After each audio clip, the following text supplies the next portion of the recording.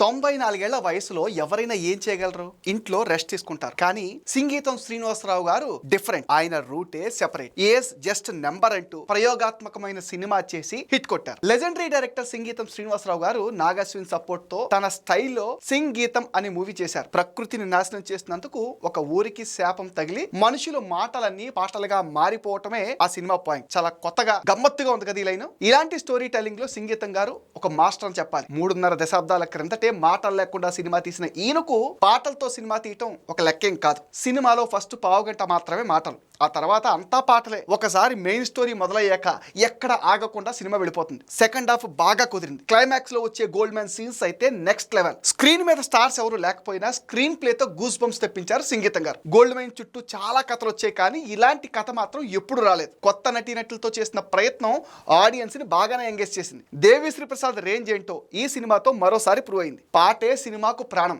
ప్రతి పాట చాలా అద్భుతంగా వినసంపుగా ఉంది. ఓవరాల్ గా సంగీతం మనసులోంచి పుట్టిన ఒక మోడర్న్ చందమామ కథ.